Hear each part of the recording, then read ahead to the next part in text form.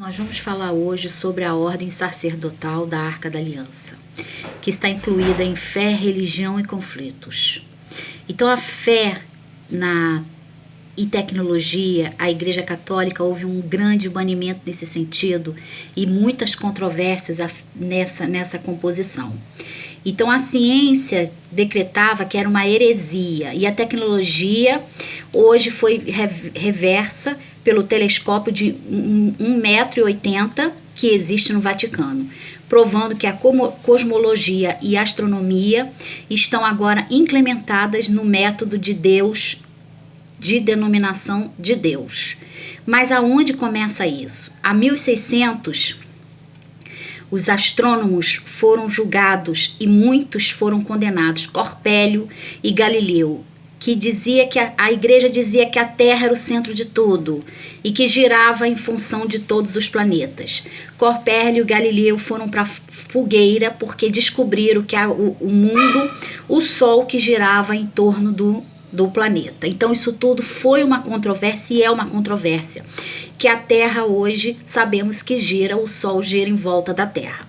Então Deus, a Terra gira em volta do Sol, desculpa, Deus e a existência, o Big Bang, deve haver um início. Então o início de tudo nessa energia material de partículas, de átomos de hidrogênio com partículas de gases, formando assim a cosmologia, tá, gente? Formando uma cosmologia que refletem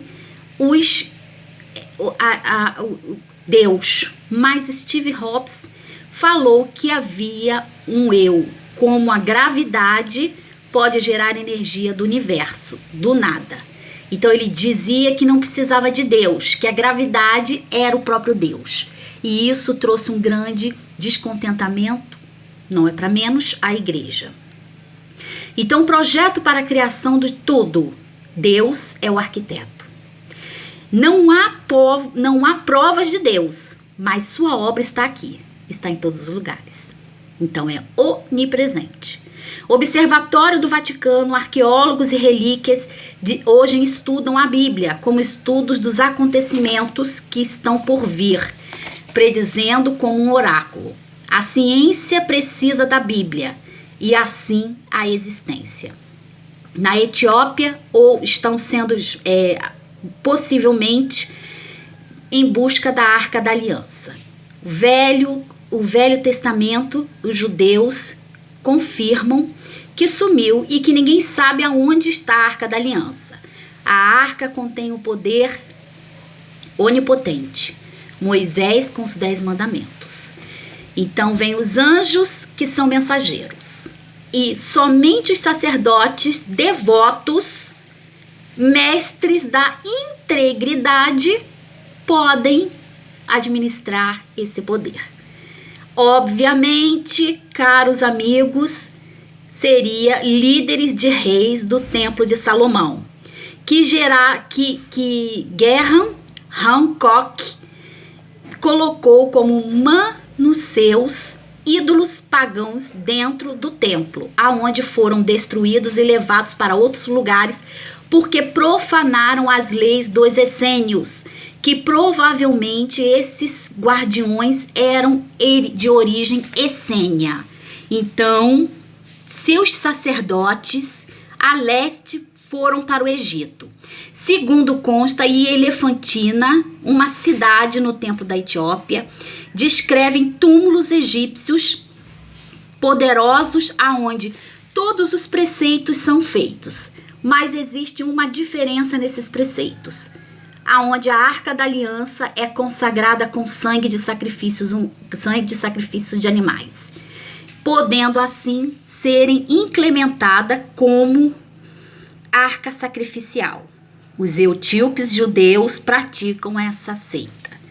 E eles são de origem desconhecida, mas que migraram para o Egito e adoram, segundo consta, essa arca. Na divisão do Mar Vermelho, em 1446 a.C., do Êxodo, Moisés é encurralado pela espada e pelo mar.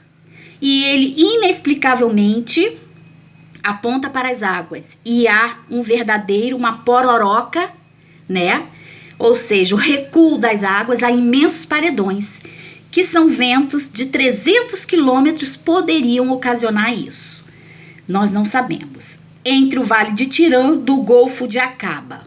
Então, essa estrutura se levantou naquele momento ali, propício para Moisés, para que Moisés fizesse o regresso, transladasse a Arca da Aliança, porque a Arca da Aliança era um poderoso artifícios ali com ele. O vento forte, a força das águas de fora. Então ele traz do Egito, ele traz de Hermes Trismegisto todo o seu conhecimento, toda a expansão dos extraterrestres com a Arca da Aliança, que é um possível reator. Então o vento desfavorecido, a pororoca, o êxodo 14, o vento forte vindo do leste, proporcionou isso. Palavra Lef, que quer dizer tropa. Então existia mais ou menos 20 mil a 5 mil judeus passando ali pelo Mar Vermelho, em 4 horas de duração. Equações de terceira ordem tecnológicas para chegar a artifício. Mas nós denominamos um milagre? Possivelmente. Então, determinando assim as regras dinâmicas do universo. Regras de que Deus enviou o vento exato. E que Deus é perfeito. E que Deus não é acaso.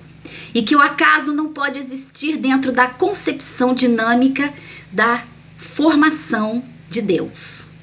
Então o acaso não existe. Nós estamos aqui por acaso. Nós vivemos por acaso. O tempo existe por acaso. E tudo por acaso termina sem explicação.